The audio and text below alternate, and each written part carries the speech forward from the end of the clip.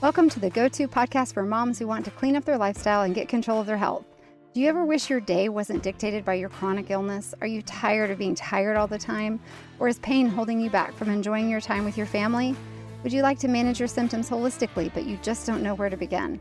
This podcast will help you understand how natural remedies work so you can relieve your symptoms and live a fuller life. I'm Penny. I'm a mom, a wife, an occupational therapist, and past pharmaceutical rep with a strong faith.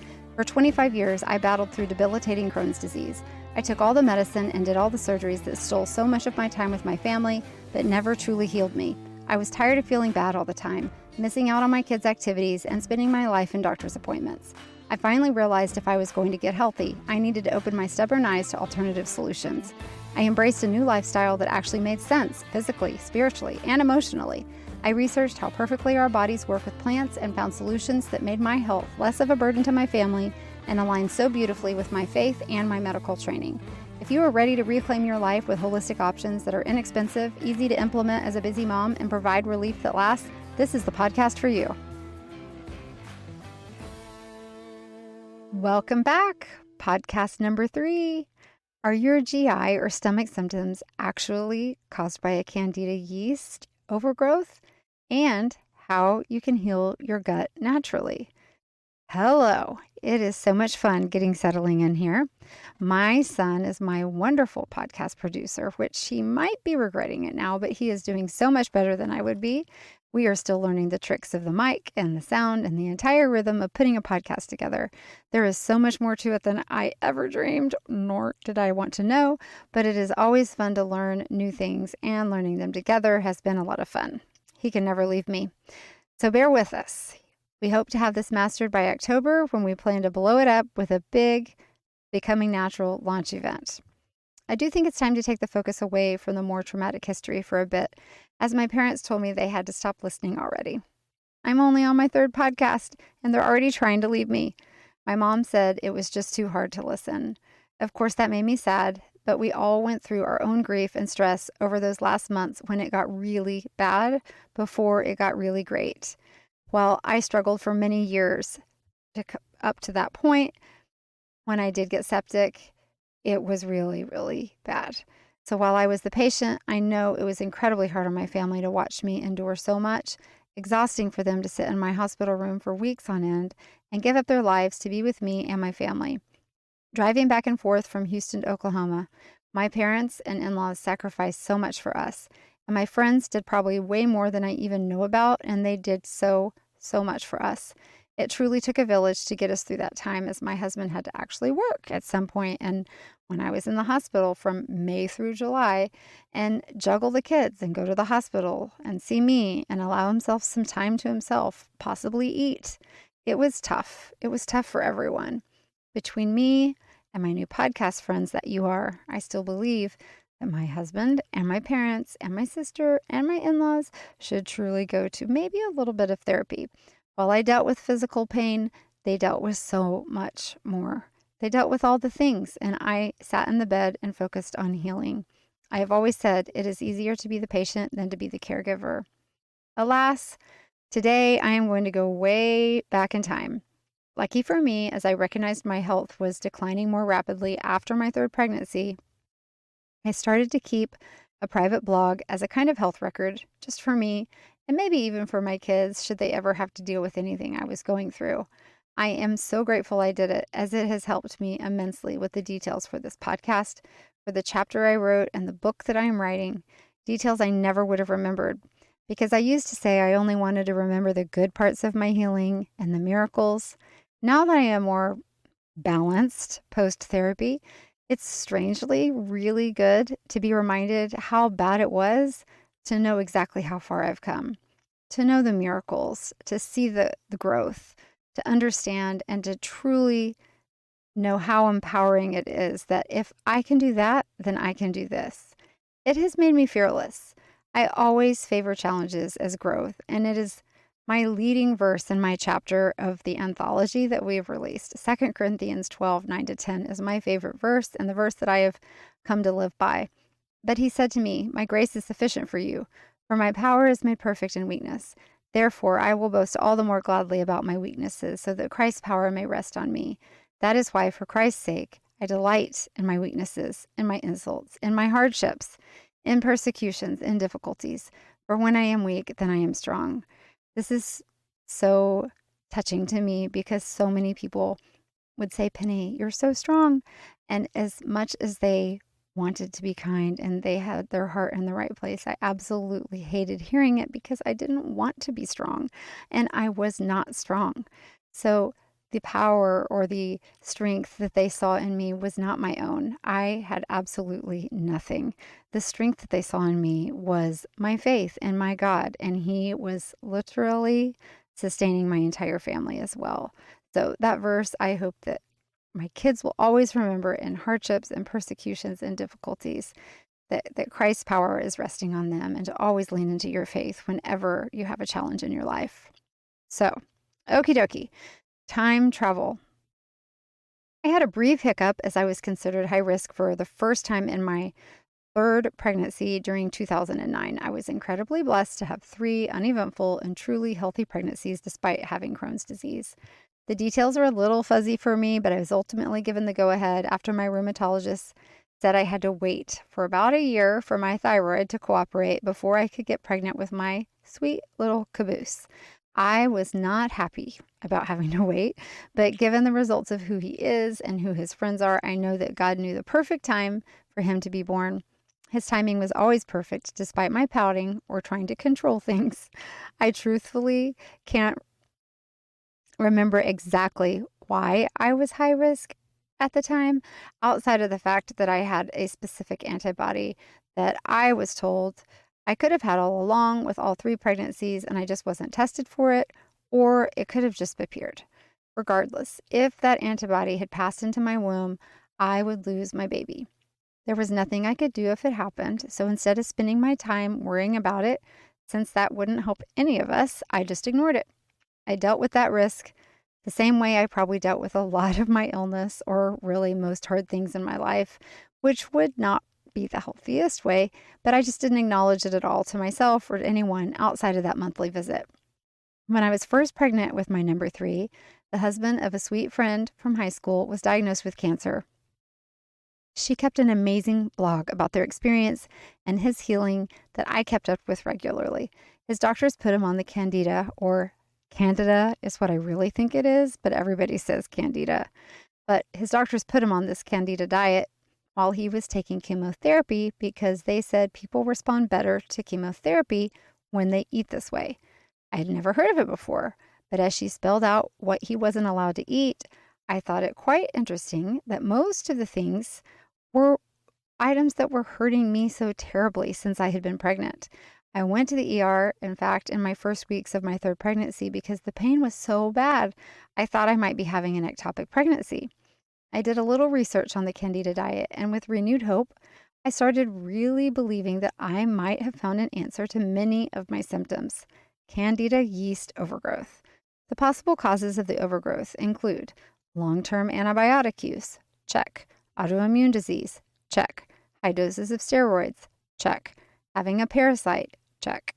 Multiple childbirths, check, check, and check. And use of chemotherapy.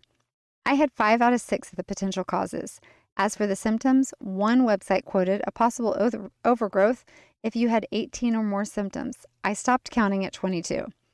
I visited my nutritionist and shared what I had learned, and he completely agreed. He said my blood work supported this, and it was likely I could have Candida overgrowth. He also told me something huge. Small symptoms began just after my first child was born for the first time since well before I was even married, and I decided at that point, through trial and error, that I was actually fructose intolerant. Every time I ate anything with fructose in it, I got sick. My nutritionist actually told me that that was most definitely not fructose intolerance, as he did that specific blood test. But with this new perspective, anything with sugar was actually feeding the yeast and making me sick. Since I was pregnant with my third, I couldn't begin to remove the Candida completely, so I was waiting until I had him and had finished nursing before I started the big diet. By the end of August of 2009, we had a healthy baby boy, number 3. It's important to note that when I was pregnant, my Crohn's always went into remission. It was glorious. I used to say if I could bottle up how I felt when I was pregnant and take it as a pill forever, I would be set for life. I felt amazing. I had energy, no pain, no discomfort. I was living my best life with my boys. However, as soon as I had delivered and nursed as long as I could, which I was never good at nursing, the Crohn's would not only return, but rear its ugly head with greater vengeance after each baby. I knew after my third that my family was complete. I was beyond content, and my body was also telling me no more. So I listened to my body, relieved to have 3 healthy and happy boys. And truth be told, I always wanted 3 boys. So for me, it was perfection. Shortly after I had Will, my third baby, my symptoms started to return with even more intensity.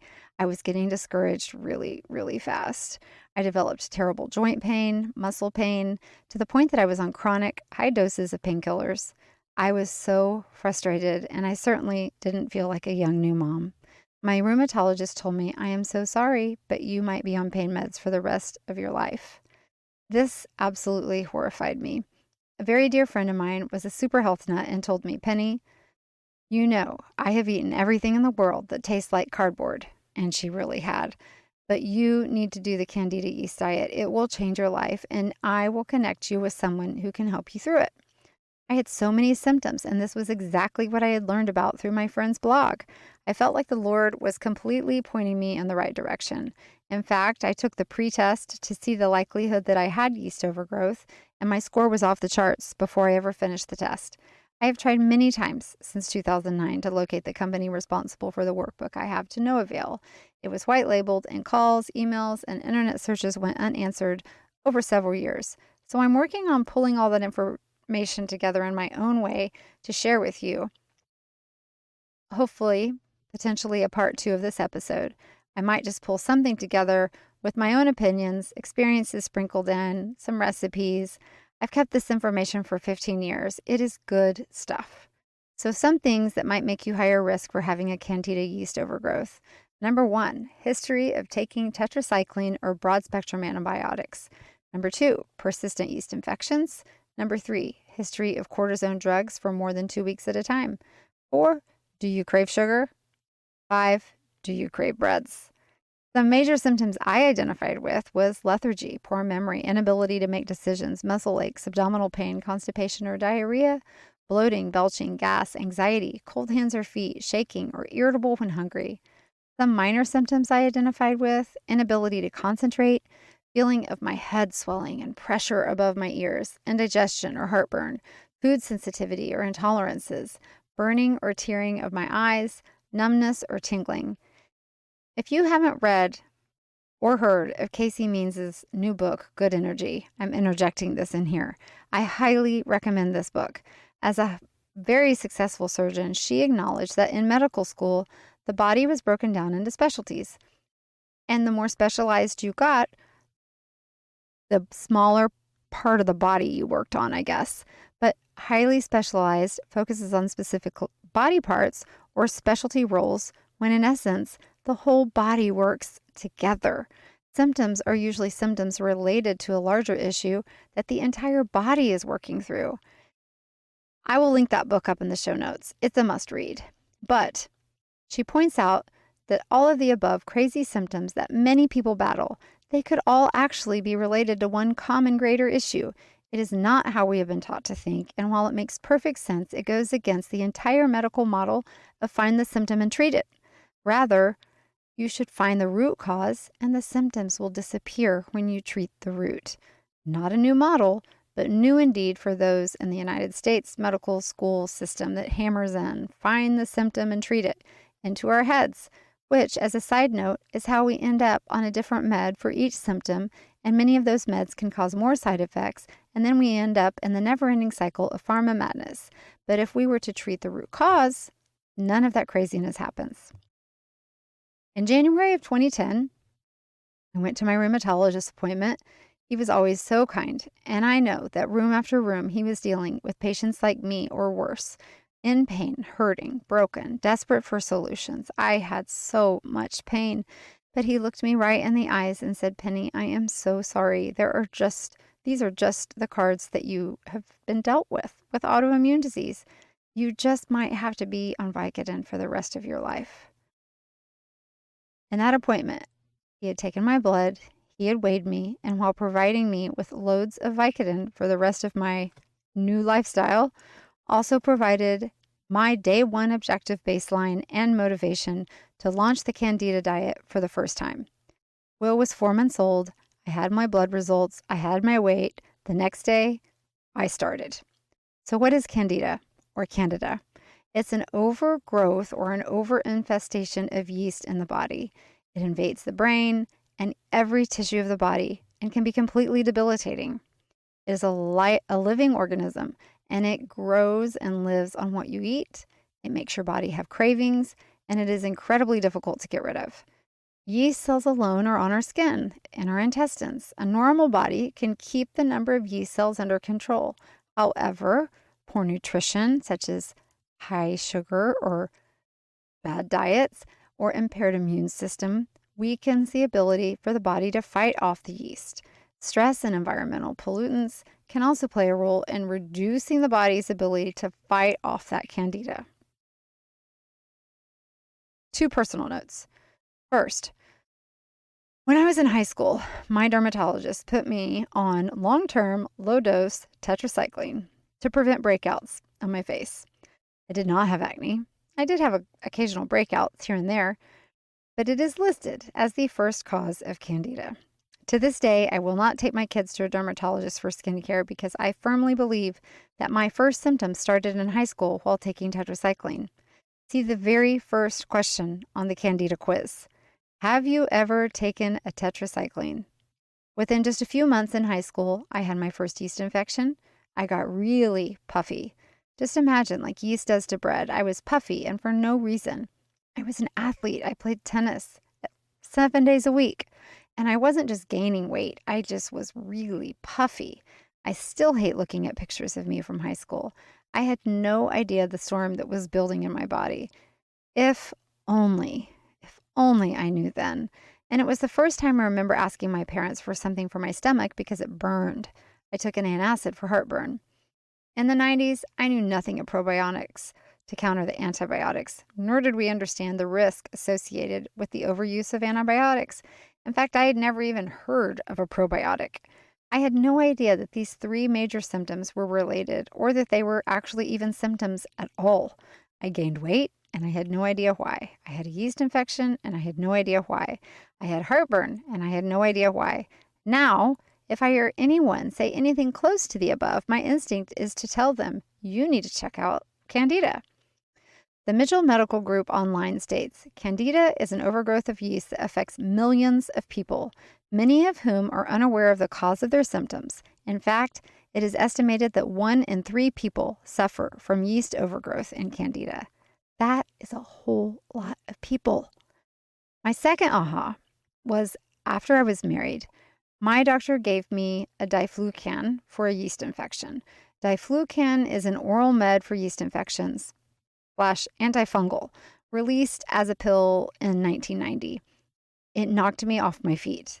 It made me so sick and so nauseated, I had to call in sick to work when I read the side effects on the box, and they were endless. I had no idea that I was actually in die-off phase of the yeast.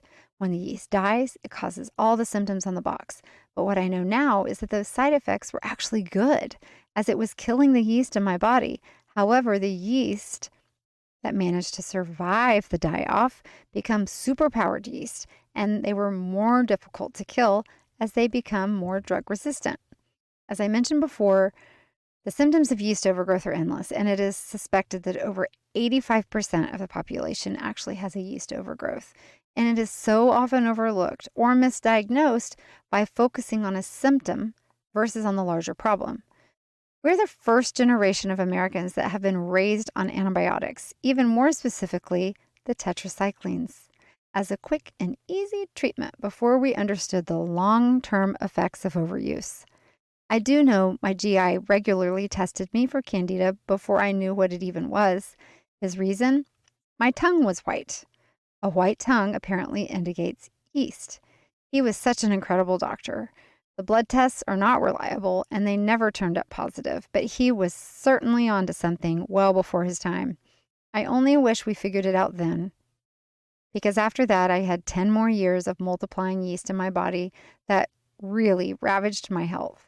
And who's to say it didn't cause the breakdown in my gut biome to allow the Crohn's to develop further? There's an article in WebMD that I'll link in the show notes that states several tetracycline antibiotics, namely doxycycline and minocycline, have shown a link to IBD, particularly Crohn's disease, the exact drugs that I took. Source. This is from the American Journal of Gastroenterology, December of 2010. Potential association between the oral tetracycline class of antimicrobials using to treat acne and inflammatory bowel disease. Awesome, right? As the yeast multiplies, they produce toxins that attack the immune system and destroy the good gut flora. Drugs are typically used to treat a fungal infection or symptom-treating meds, when in all actuality, the yeast comes right back with more strength and power as soon as the drugs are completed, because now they're super yeast. So how in the world do you find relief and treat a Candida overgrowth holistically? You starve it to death. You can never entirely get rid of yeast with meds and even with holistic approaches, but starving the yeast is the best form of eradicating the majority of it. The idea behind starving the yeast is to eat such simple, God-made foods versus complex, highly processed foods.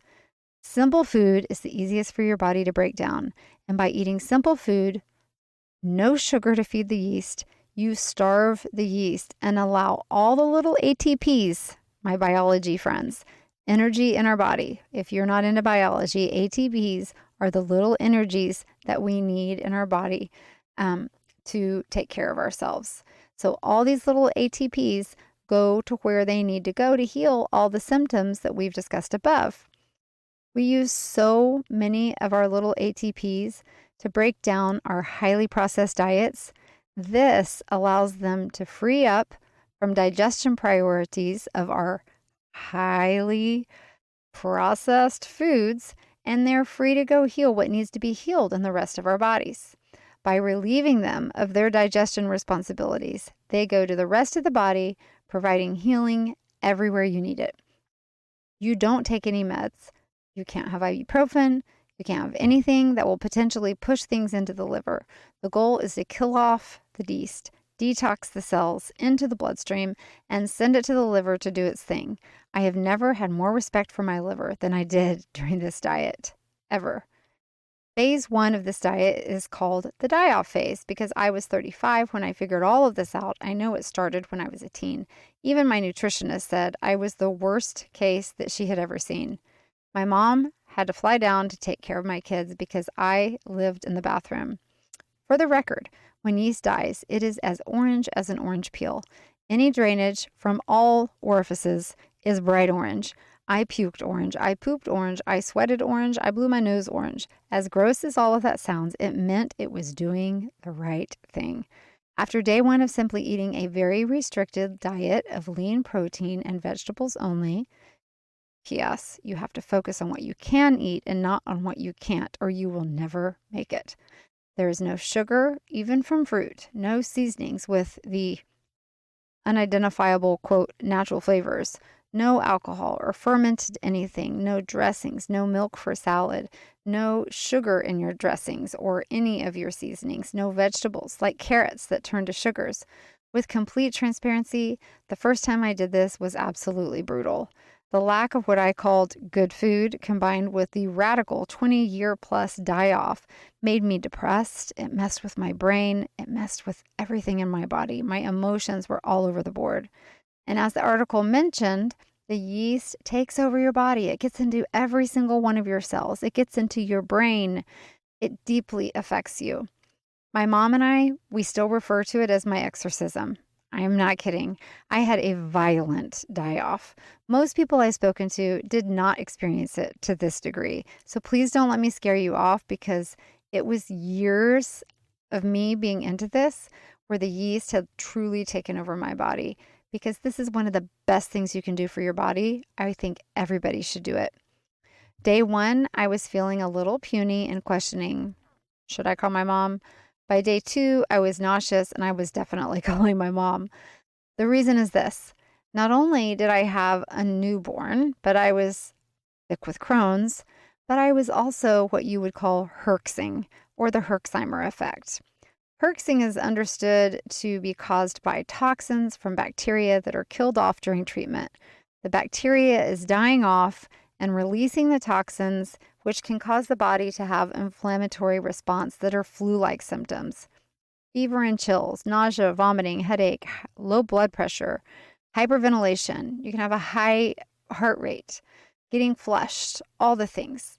Any bad symptom. It's horrible. I started with feeling like I couldn't cook for myself, and then I just flat could barely take care of myself, let alone my children. One moment of cheating and you have to start completely over. If you feed the yeast just a tiny bit, it jumps for joy and it completely repopulates. This is all about a starvation game of the yeast, not of you. It is no fun, especially for a cheater, but cheating only prolongs or completely prevents the die-off. My mom swooped in, not only for the kids, but to make food for me that I could eat when I was able, and foods that I could get quickly that did not allow me to cheat because I was starved. I was literally using every bit of nutrition in my body to exist, so I would get hungry very, very fast. So days 1 to 8 are called the die-off phase. I remember being so miserable, and my nutritionist, whom I never met in person, she was praying for me over the phone while my head was hanging over the toilet, and she told me, Penny, you can stop. You can eat sugar right now, and it will temporarily make you feel so much better than you feel right now. But within hours, you will be right back to being as miserable as you were when you started. She was so good to me and encouraged me. I felt like I was near death, and this was simply by eating simple foods with no sugar. Over my dead body was I going to cheat. I was not going back. I slept on the bathroom floor for several days. I was in and out of awareness and remember waking up in my bed maybe day 7-ish or so, and just my eyes just kind of looked around the room. My body was not convulsing. I was not puking. I was not nauseous. My nose was not running. My body was totally still. Whatever devil of Candida lived inside of me was at peace for now. And it is truly best described as the peace that comes after what I could imagine an exorcism to be. It was horrific. And then the peace was amazing. So I'm quoting from the blog that I wrote at that time. Grammy had to leave today and I was devastated, but she can't stay with me forever, unfortunately. She did say that she made her bed and not to wash the sheets because she will probably be back. Yay! So I will struggle through finding tolerable things to eat this week to try and keep myself fed.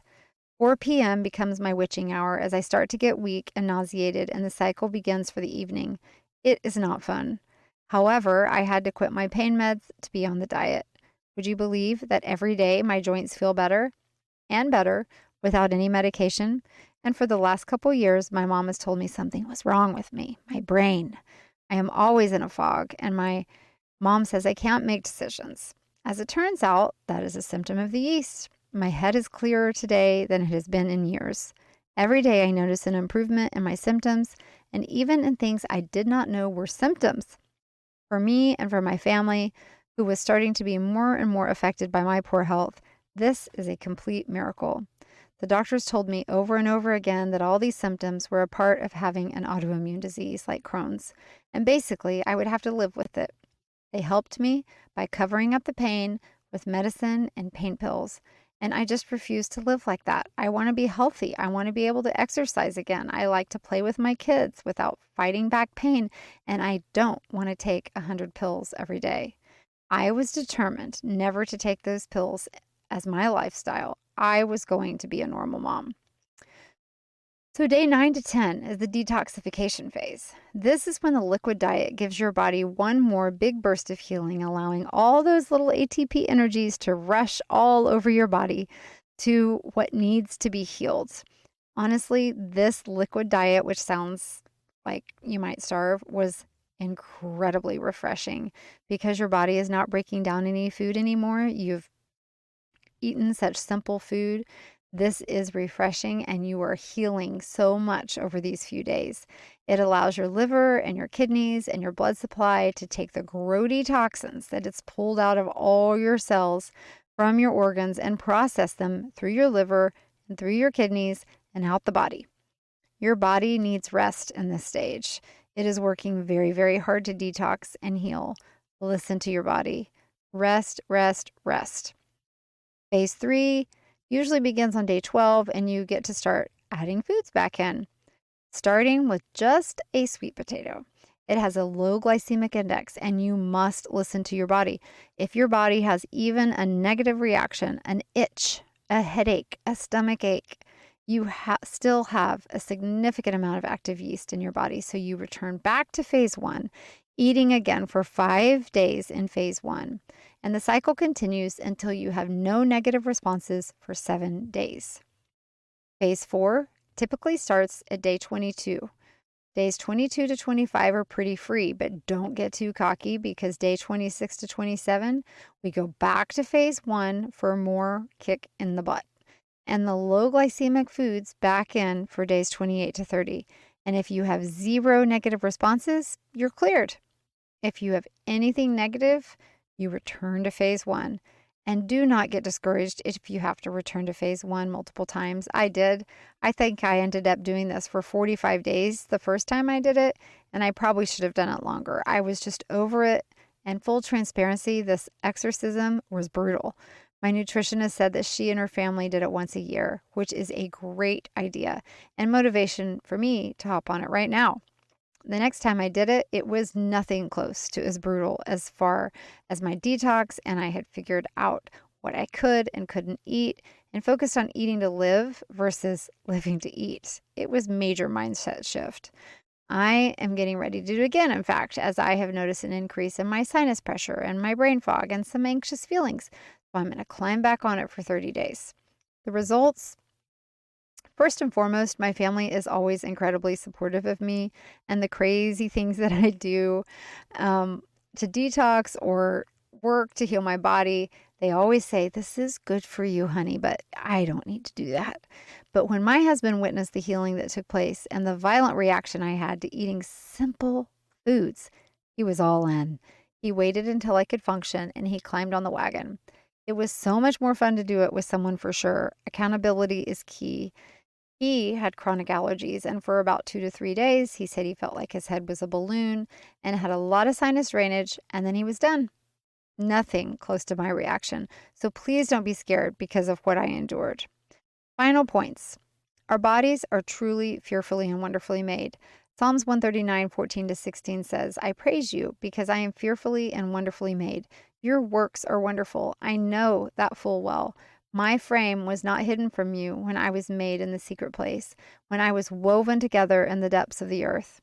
My nutritionist told me on day 21 I would feel like I was getting the flu and not to give up. It was my body's push to heal. I kid you not, on day 21, I told John I was so tired of it and I felt like I was getting sick. I just wanted a normal day. Gratefully, he said, "Wait a second, what day are you on?" Sure enough, after looking at the calendar, I was on day 21. The exact same thing happened to him. When he was there, he told me he was getting sick. It was day 21. Does that not blow your mind? A perfect, systematic process each of our bodies have for healing. The more you study the body and the many processes we have, that we have assigned stages of healing, like grief, brain injury, now detoxification. The more I realize our bodies can only be made by a powerful and complex God. The obvious symptom changes. I failed to mention that she told me that our bodies heal in reverse. So any major surgery that I had, I was told I would feel pain for a day, it would heal and move on. I had had a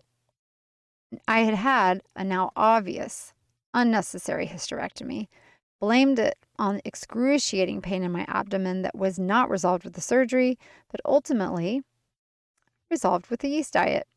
I had also had a meniscus repair. I kid you not, in my quote healing phase, my uterine region The most recent surgery hurt for a day, and then the pain was gone for good. The next day, my knee hurt for a day, and then it was gone for good.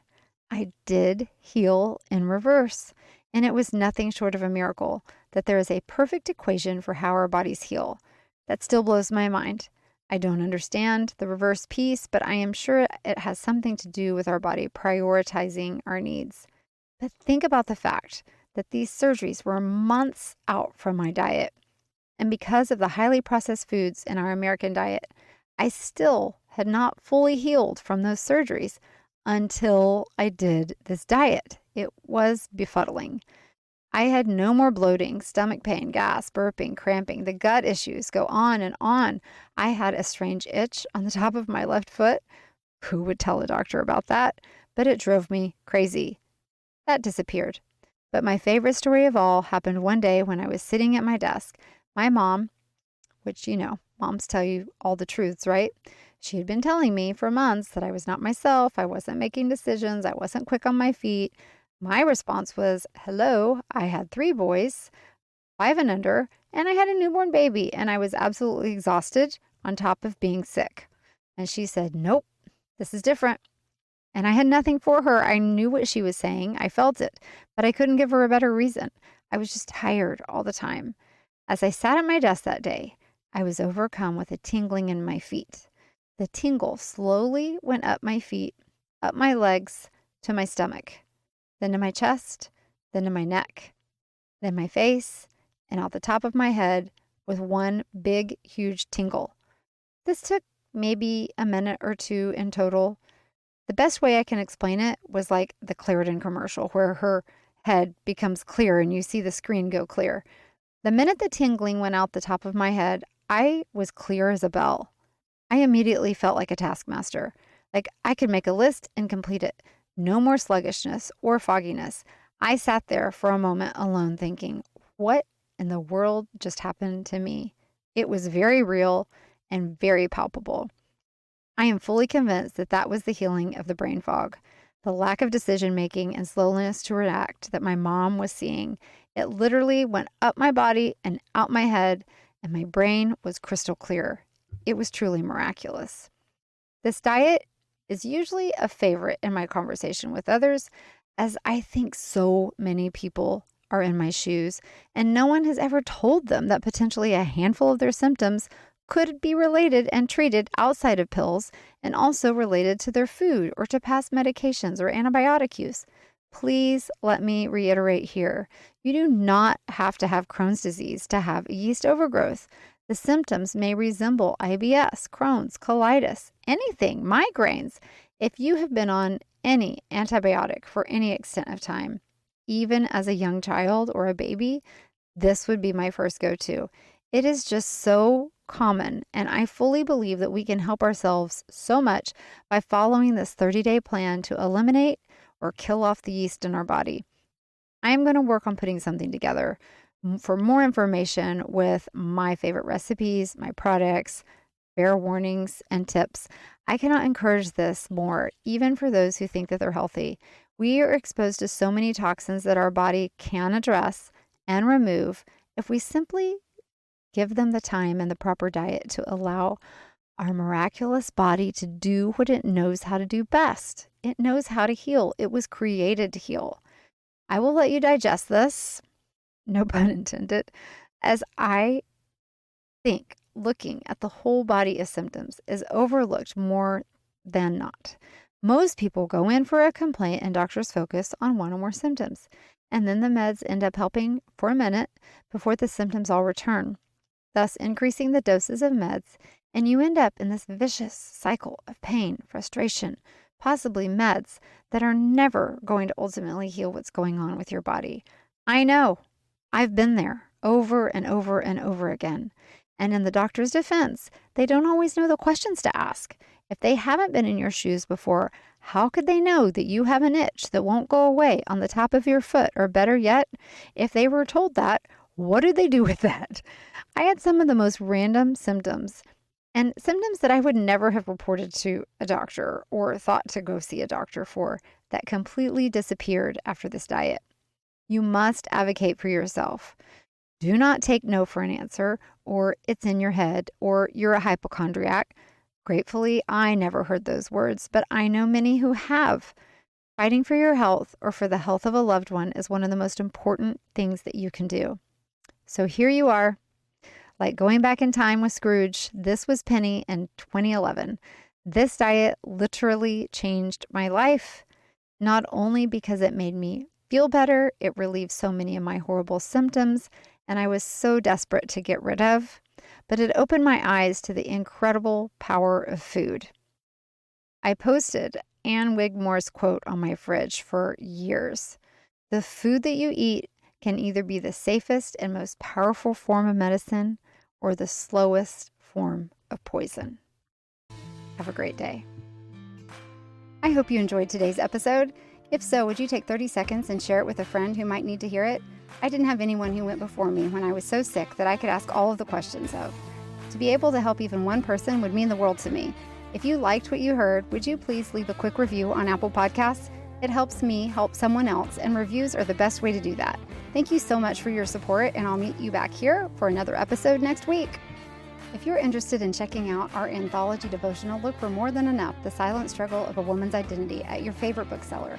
15 women's testimonies of overcoming difficult times is divided into 6 sections: more than your past, more than your religion, your body, more than your job, more than a wife, and more than a mom. In pre-launch, it was awarded the Barnes & Noble bestseller designation in just 5 days. It ranked number 1 in the religion category and number 40 overall bestseller out of all pre-orders at Barnes & Noble, and each author received a Barnes & Noble best-selling author designation. We're scheduling book signing events now. Check out the link in the show notes.